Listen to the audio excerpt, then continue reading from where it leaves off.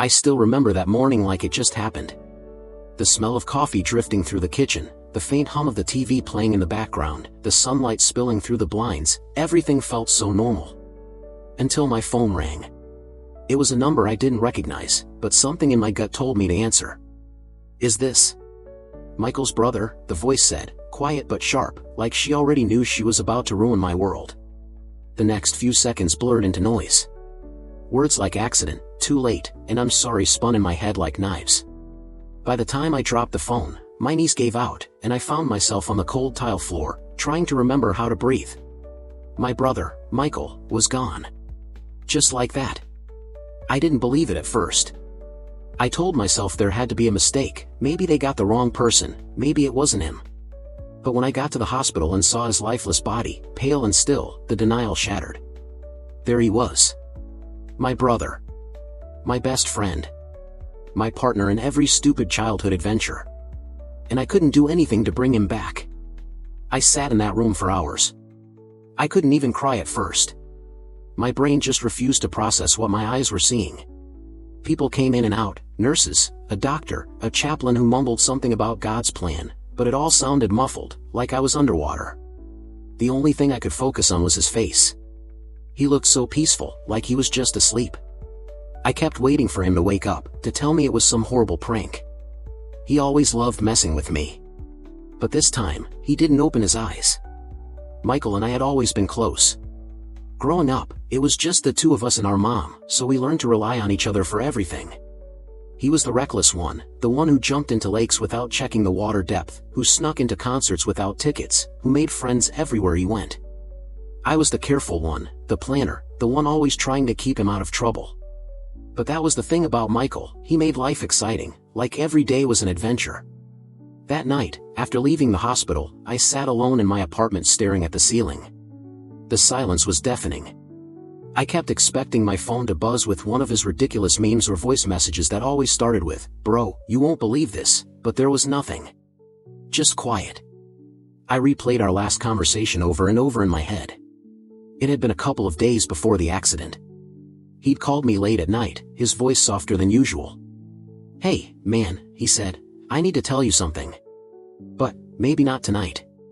Soon." I didn't think much of it at the time. Michael had a flair for the dramatic, and I figured it was just another one of his schemes or secrets.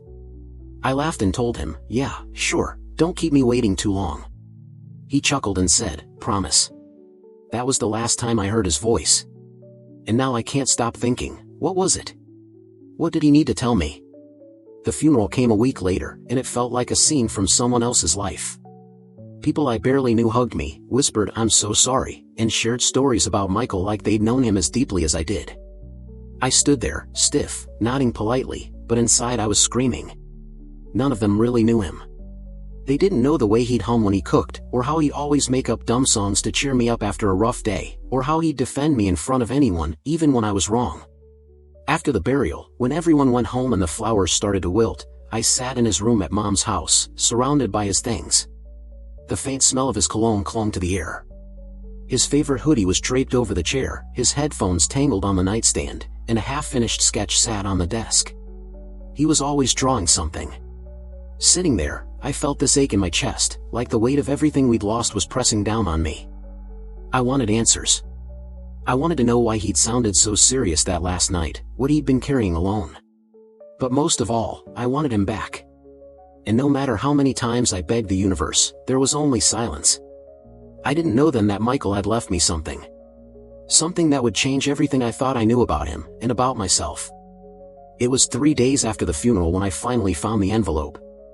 I had been sitting in Michael's room for hours, surrounded by the quiet chaos of his life, clothes draped over the chair, an open bag of chips on the nightstand, his sneakers kicked off near the bed. It felt like stepping into a moment frozen in time, like he'd just walked out and would be back any second. But the silence told the truth. He wasn't coming back. I don't know why I opened his desk drawer. Maybe I was looking for something to feel close to him, a photo, an old ticket stub, anything that still carried his fingerprints. That's when I saw it, a plain white envelope tucked under a pile of receipts and random papers. My name was written on it. Just my name. Nothing else. For a moment, I couldn't move. My hands trembled as I reached for it. It was his handwriting, bold, slightly messy, the way he always wrote when he was in a rush. My chest tightened. I sat there staring at it, my mind racing. Was this what he'd wanted to tell me that night? Was this why he'd sounded so serious? I turned the envelope over in my hands, my thumb brushing across the seal. Every instinct told me to open it right there, to tear it apart and find out what he'd wanted me to know. But I didn't. Not right away. My heart was pounding, and I wasn't ready for whatever was inside. What if it was bad?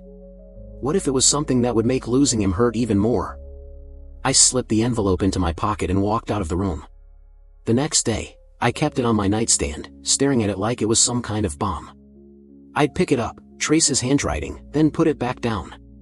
A part of me wanted to burn it, to pretend it didn't exist, because opening it meant facing a truth I might not be ready to hear. But another part of me, the part that missed him so badly it felt like my chest was caving in, needed to know. By the third night, the weight of not knowing was eating me alive. I sat on the edge of my bed, the room dim, the envelope in my hands. I whispered, "What were you trying to tell me, Mike?" as if he might answer. But the room stayed silent. And before I continue, if you've ever lost someone and wished for just one more conversation with them, one more chance to understand, you know what I was feeling. That moment when you do anything to hear their voice again, even just for a second. If you're new here, take a second to subscribe to the channel. These stories matter, and you don't want to miss what comes next. I held the envelope tighter, almost afraid to break the seal, when my phone buzzed. It was Mom. She'd been struggling since the funeral, calling me every night just to talk. I shoved the envelope back into the drawer and answered her call, my voice steady even though my hands were still shaking. When we hung up, I sat there in the quiet, staring at the drawer like it was calling to me. I knew, deep down, that whatever was in that envelope was going to change everything. Maybe it was a confession, maybe an apology, or maybe just his way of saying goodbye. But I wasn't ready yet. That night, I dreamed of him. We were kids again, riding our bikes down the old dirt road near our house, racing to the creek like we always did.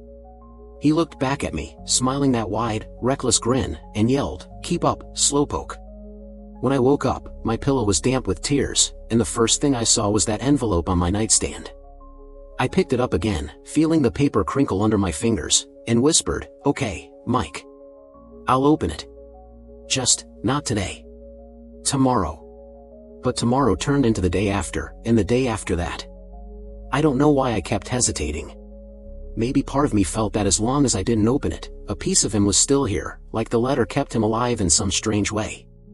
What I didn't know then, what I couldn't have imagined, was that inside that envelope was the truth I'd been searching for. A truth that would take me down a path I never expected, a path that would change not only how I saw my brother, but how I saw myself. I don't know what finally gave me the courage. Maybe it was the way the envelope seemed to stare back at me every night, or maybe it was the dream I had where Michael was standing in our old backyard, hands in his pockets, looking at me with that half smile of his. He didn't say a word in the dream, just nodded, like he was telling me it was time. The next morning, I woke up before the sun and sat on the edge of my bed. The envelope was on my nightstand, where it had been for days. My hands were shaking as I picked it up, and for a second, I almost put it back down. But something inside me whispered, "Do it. He wanted you to read it." I tore the seal carefully, like I was afraid of hurting it. Inside, there was just one sheet of paper, folded twice. His handwriting filled the page, messy but familiar.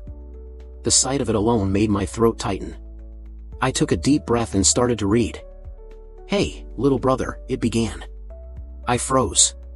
He hadn't called me that since we were kids. I don't know how to start this, so I'll just say it. If you're reading this, it means something happened to me. And I'm sorry. I'm sorry for leaving you with this and for not saying these things in person. You always deserve the truth, and I should have given it to you a long time ago.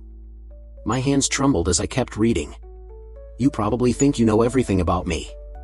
But there's a part of my life I never let you see, because I didn't want you to worry. I got involved with some people I shouldn't have. At first, it was nothing serious, just helping out a friend, trying to make some quick cash. But it got out of hand fast. I thought I could handle it. I thought I was protecting you and Mom by keeping it all quiet. But the deeper I got, the more I realized I couldn't get out. My stomach dropped. I had no idea. I thought I knew him better than anyone, But as I read those words, I realized there were whole pieces of his life he'd kept hidden. I didn't tell you because I didn't want you to look at me differently. You've always been the strong one, the smart one, the one who'd make it out of this town and do something great. I didn't want my mistakes to drag you down. But keeping this from you, that was my biggest mistake. If I don't make it out, I need you to know that none of this was your fault. Not one bit. You were the only good thing in my life that kept me going, even when everything else was falling apart. There's something else. In the bottom drawer of my desk, taped underneath, there's a small black notebook. It has everything, names, places, the whole story. If you're reading this, you'll know what to do with it. Maybe it'll help you understand. Maybe it'll help you forgive me. I stopped reading and just sat there, the paper trembling in my hands. My heart was pounding so hard it hurt. The letter ended simply. I love you, bro. Always. Don't let this be the thing that breaks you. Live your life. Be happy. That's all I ever wanted for you. Mike. By the time I finished, my face was wet with tears. I didn't even realize I'd been crying until I saw the drops smudging his ink. I sat there for what felt like hours, staring at the words, trying to process what I'd just read. Part of me felt angry that he hadn't trusted me enough to tell me sooner, angry that he'd carried all of this alone. But another part of me felt something else, guilt. Because I hadn't noticed. I'd been so wrapped up in my own life that I missed the signs. After a while, I forced myself to stand and walk to his room. My hands shook as I opened the bottom drawer of his desk and felt underneath. Sure enough, there it was, a small black notebook, just like he said. I held it like it was made of glass, my heart in my throat. Whatever was in that notebook, it was going to be the next piece of the puzzle. I sat on his bed, the room still carrying his scent, and stared at the notebook in my hands. My brother had left me a breadcrumb trail, one that would lead me somewhere I didn't yet understand. I didn't open it that night. I couldn't. The letter alone had knocked the air out of me, and I needed time to breathe. But I knew, deep down, that the answers I'd been searching for were waiting inside that black notebook. And I also knew that once I opened it, there would be no turning back. That night, I placed the letter back in the envelope and set it on my nightstand. I whispered into the quiet room, I love you too, Mike. I'll find out the truth. I promise. The black notebook sat on my kitchen table for 2 days before I could bring myself to open it. Every time I looked at it, I felt that same tightness in my chest, like whatever was inside would change the way I remembered my brother forever. But eventually, I couldn't take the not knowing anymore. When I finally opened it, the first thing I noticed was how chaotic it was. Pages filled with names, phone numbers, random addresses, even scribbles that didn't make sense to me. Some of the entries were dated, others just quick notes like don't trust him or meet at the dock, midnight. At first, it was overwhelming, like trying to read a language I didn't understand. But the more I read, the clearer it became. Michael had been in deep. Much deeper than I ever imagined. I found an address circled several times with the words "Ask for Jay" next to it. I didn't know what it meant, but something about it felt important. My heart was pounding as I wrote it down and decided I had to see for myself. The address led me to a rundown auto shop on the edge of town. The kind of place you drive by 100 times without noticing. The windows were dirty, the paint on the sign was peeling, and there were 2 guys out front smoking, their eyes following every car that passed. I sat in my car for 10 minutes, staring at the building, debating whether I was about to make the dumbest decision of my life. Finally, I forced myself to get out. Inside, the air smelled like oil and rust. A man in his 50s, with grease-stained hands and sharp eyes, looked up from under the hood of an old pickup. "You lost?" he asked, wiping his hands on a rag. I swallowed hard and said, "I'm looking for Jay. My brother. Michael. He told me to ask for you." For a moment, the man froze. Then his expression changed, softer, but cautious. "You're his brother," he said, more like a statement than a question. I nodded, my throat dry. He didn't invite me to sit. Instead, he leaned against the workbench, studying me. "Mike talked about you," he said finally. "Said you were the smart one. The one he wanted to keep out of all this." Hearing his name out loud, in this place, sent a sharp ache through me. What was he into? I asked, my voice quieter than I meant it to be. What was he doing? The man shook his head slowly. He was trying to fix something. To make something right. But you need to understand, around here, once you're in, it's hard to get out. I pressed him for more, but he wouldn't say much. All I got was a name, Rico, and a warning to leave it alone before it buries you too. I drove home that night with more questions than answers, my head spinning. I kept hearing the words from the letter, "If you're reading this, you'll know what to do with it." But what did that even mean? What was I supposed to do with this trail he'd left behind? Over the next week, I combed through every page of the notebook, piecing together bits of information like a puzzle. There were places I recognized, a diner we used to hang out at, the old train yard on the east side of town, and others I didn't. There were initials, codes, and strange phrases that felt like clues I wasn't smart enough to crack. One night, desperate for answers, I drove to the old train yard. It was empty, silent except for the hum of distant traffic. I walked along the rusted tracks with my flashlight, half expecting to find nothing, half hoping for some sign that Michael had been there. And then I found it, a small metal lockbox wedged between two rotting crates. It was dusty and dented, but when I pried it open, there were more notes inside, receipts, photos, even a USB drive. My hands shook as I looked through them. One photo stopped me cold. It was of Michael, standing with two men I didn't recognize. He looked different, tired, worn down, but determined. On the back of the photo, in his handwriting, were 3 words, "Trust no one." Driving home that night, I couldn't shake the feeling that I was in over my head. But at the same time, I couldn't stop. Every breadcrumb he'd left felt like he was guiding me, like he wanted me to finish what he started. The deeper I went, the more dangerous it felt. Strange cars idled near my apartment some nights. My phone rang with blocked numbers that went silent when I answered. Part of me wanted to quit, to shove the notebook in the box into the back of my closet and pretend none of it existed. But every time I thought about giving up, I'd hear his voice in my head. That night he'd said, "I need to tell you something," and I'd brushed it off. I wasn't going to ignore him this time. Whatever Michael had been caught up in, whatever truth he'd been trying to leave behind, I was going to find it. Even if it scared me. Even if it hurt. Because now it wasn't just about answers. It was about him. About finishing what my brother couldn't. I didn't sleep the night I found the lockbox. I sat at my kitchen table with everything spread out in front of me, the photos, the scraps of paper, the receipts with scribbled notes on the back. It felt like I was staring at pieces of a puzzle that almost made sense but didn't quite fit together. Every page, every photo, every note seemed to point to something bigger. The USB drive sat in the middle of the table like it was daring me to plug it in. My stomach was in knots as I slid it into my laptop. At first, there was nothing, just a single folder labeled "For You." Inside were several video files, each no longer than a few minutes. My hands trembled as I clicked the first one. Michael's face filled the screen. He looked tired, like he hadn't slept in days, and his eyes, those same sharp, lively eyes I'd grown up with, were dulled with fear. "Hey, little brother," he said, his voice shaky but steady enough to make my chest ache. "If you're seeing this, then I didn't make it. And I guess that means you found the notebook, maybe even the box." I couldn't breathe. "I need you to know something," he continued. "I didn't get into this for me. It started as a favor for someone I trusted. They said it was just running errands, delivering envelopes, no questions asked. But I started asking questions. And what I found out, it wasn't just shady deals or small-time hustlers. It was bigger. Money laundering. Drugs. People getting hurt. And I couldn't just walk away." He paused, running a hand over his face, like he was debating what to say next. "They threatened me," he whispered. "Not just me, you, Mom. They said if I talked, you'd both pay for it." So I stayed quiet. I did what they told me. And I hated myself for it every single day. But I kept thinking, if I just played along a little longer, I could figure out how to end it without anyone getting hurt. Tears burned my eyes as I leaned closer to the screen. "I got close," he said, a faint spark in his tired eyes. Closer than they realized.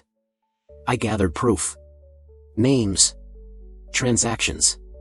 Everything. It's all in the notebook, in that box you found. Enough to take them down if you're careful.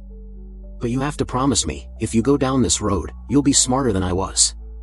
Don't trust anyone. Not the cops. Not anyone connected to them. And if it gets too dangerous," he hesitated, his voice breaking for the first time. "If it gets too dangerous, walk away." I'd rather you be safe than a hero." The video ended abruptly, leaving me staring at the frozen frame of his face. My brother, my reckless, fearless brother, had been scared. And he'd died trying to protect us.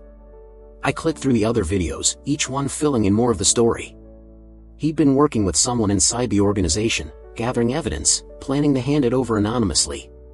But before he could finish, something went wrong. By the time the last video ended, my hands were shaking. The anger came first, hot, raw anger at the people who'd used him, trapped him, and ultimately killed him. Then came the guilt, heavy and suffocating. While I was busy living my life, my brother was drowning, and I never even saw it. I spent the next few days poring over the evidence.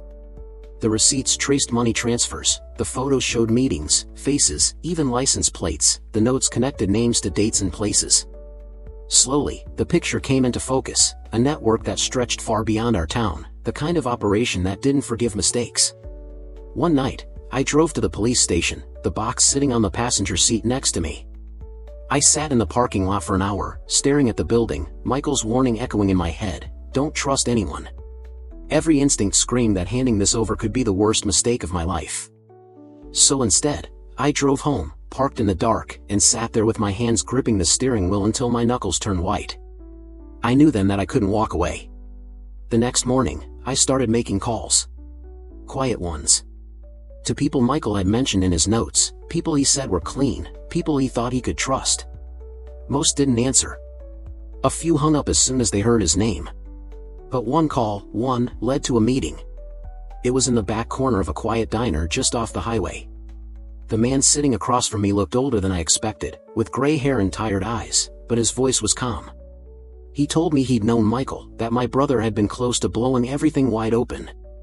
He also told me that if I really wanted to finish what Michael started, I needed to understand the risk.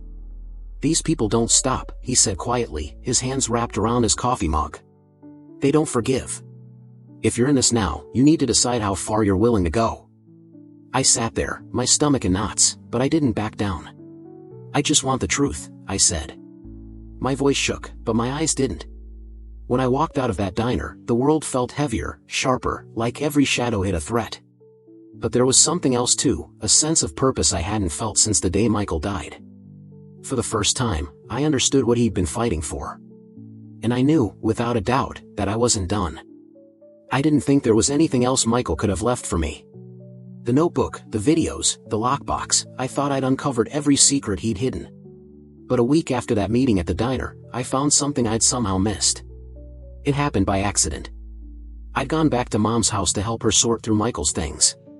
She still couldn't bring herself to touch his room, so I offered to do it for her, carefully boxing up his clothes, his books, even the random things he'd collected over the years. It felt wrong, packing his life away like that, but I told myself it was time. As I lifted the mattress to check for anything that had slipped between the frame, I felt something taped to the wooden slats underneath. My heart skipped a beat as I tore the tape away and pulled out a small, worn envelope. On the front, in his handwriting, were 2 words, "For you." For a moment, I just sat there, staring at it, my hands trembling. I thought about the first envelope, the one that had started all of this, and felt that same mix of fear and hope. I opened it carefully, and inside was a folded piece of paper and a flash drive. The letter was short, but every word cut deep. "If you found this," it began, "then you've gone further than I ever wanted you to. I'm sorry. I know you couldn't leave it alone. You've always been braver than you think. But I need you to understand something. This isn't your burden to carry. I made these choices, not you. Whatever happens, don't let this take your life too. Promise me that." I swallowed hard and kept reading. "I left something for you on this drive. It's not evidence, not names or numbers. It's just me. In case you ever forget my voice, or the way I laughed, or how much I loved you. That's all I want for you, little brother, to remember the good parts, not just how it ended." By the time I unfolded the flash drive from the paper, my vision was blurry with tears. My hands shook as I plugged it into my laptop. There was only one file. No label. Just a date, a week before he died. I clicked on it, and there he was. Michael, sitting on his bed, wearing that beat-up hoodie he practically lived in. His hair was a mess, and there was a half-empty soda can on the nightstand behind him. But his smile, that big, lopsided grin, was the same one I'd grown up seeing every day. "Hey, man," he said, leaning closer to the camera. "I don't really know how to do this, so I'm just gonna talk, okay? No secrets, no lies. Just me and you." I sat frozen, barely breathing, as his voice filled the room. "You were always the best of us," he said. "The one who thought things through, the one who cared too much, even when you pretended not to. You kept me grounded, even when I hated it. And I know I didn't say it enough, but I was proud of you. Of the man you're becoming. If I'm gone, I need you to know that. Really know it." He paused, his smile faltering, and for a moment, he looked so young, so vulnerable, it broke something inside me. "I wish I'd told you everything sooner," he continued, his voice softer now. "Maybe things would have been different. But I need you to promise me something. Don't let this mess define you. Don't spend your whole life chasing ghosts or looking for revenge. Live. Be happy. For me." I didn't even realize I was crying until I heard myself sob. At the end of the video, he laughed, that same stupid laugh that used to fill every room, and said, "Guess that's it. Take care of Mom, okay? And take care of yourself. I love you, little brother. Always." The screen went black. I don't know how long I sat there, staring at the empty screen, the sound of my own breathing loud in the quiet room. It felt like he'd been right there with me, like for a few minutes, my brother had come back to life. That night, I didn't look at the evidence, or the notebook, or the names I still hadn't crossed off. I just sat there, listening to his laugh over and over again, until the grief finally gave way to something else, a strange kind of peace. I realized then that finding the truth had been about more than just uncovering what happened to him. It was about finding him again, piece by piece, in the things he'd left behind. And now, with that final message, I finally understood what he wanted from me. He didn't want me to carry his pain. He wanted me to carry his love. I used to think that grief was something you got over. Like it was a sickness that would pass if you gave it enough time. But now I know the truth. You don't get over losing someone. You just learn how to live with the weight of it, how to carry it without letting it crush you. Weeks have passed since I pieced everything together, since I read my brother's final words and understood the choices he made. Sometimes, it feels like years. Other times, like it just happened yesterday. His room is exactly the way he left it. The stack of comic books by his bed, the half-empty bottle of soda on his desk, his jacket hanging by the door. I can't bring myself to touch any of it. Maybe I never will. But when I sit in his room now, it doesn't hurt as much as it used to. It feels quiet. Like he's still here somehow, keeping me company in the silence. The biggest thing that's changed is me. Before all of this, I thought I knew my brother. I thought I knew who he was, what he carried, what he loved, what he feared. But that letter, and the truth that followed, showed me a version of him I never really saw. He wasn't just my older brother, the guy who teased me, protected me, and taught me how to ride a bike. He was someone who carried the kind of pain and love that most people wouldn't understand. Someone who sacrificed more than I ever realized just to keep me safe. Sometimes I wonder if I could have done something. If I could have saved him from the choices he made, or convinced him to trust me sooner. But deep down, I know that thinking that way only traps me in the past. He didn't want me to carry that guilt. His letter made that clear. He wanted me to live. To take the second chances truth had given me and do something with it. And so, I have. I've started spending more time with the people I love. I check in with Mom every day now, no matter how busy I am. I make plans with friends I used to ignore because I thought I had time. I talk more. I listen more. I don't let things go unsaid, because I know now how dangerous silence can be. But more than anything, I've learned to forgive him for what he kept from me, and myself, for not seeing the signs. That forgiveness doesn't erase the pain, but it makes it bearable. A few days ago, I went back to the place where everything began, the old park where we used to hang out as kids. The same place where we buried our first time capsule, where we promised we'd always have each other's backs. I sat there for hours, just listening to the wind through the trees and the distant hum of traffic. For the first time, I spoke out loud to him. "I get it now," I said. "Everything you did, everything you gave up. I understand. And I'm going to be okay. I promise." It felt strange at first, talking to someone who wasn't there. But as the words left my mouth, I felt something shift. Like I wasn't alone. Like he heard me. Life isn't magically better now. There are still nights when I wake up shaking, remembering the phone call, the hospital, the letter in my hands. There are still moments when the world feels unfair, when I'd give anything to have him back. But those moments don't define me anymore. What defines me is what I do with the truth he left behind. He taught me that even the darkest secrets can lead to light if you're brave enough to face them. He taught me that love is complicated, that it demands more of us than we think we can give, but that it's always worth it. And he taught me that the bonds we share with the people we love don't disappear when they're gone. They just change shape. Now, when I walk through the world, I carry him with me. Not as a weight, but as a reminder. A reminder to keep going. A reminder to choose love, even when it's hard. A reminder to never take the people I care about for granted. The letter he left me didn't just change everything. It changed me. And maybe that's the point. Maybe that was his final gift, not just the truth, but the chance to live a life where I finally understand what matters. I close my eyes and picture his smile, the one he'd flash when he was proud of me but didn't want me to know it. And in that quiet moment, standing in the park with the wind brushing against my face, I whisper the words I never got to say.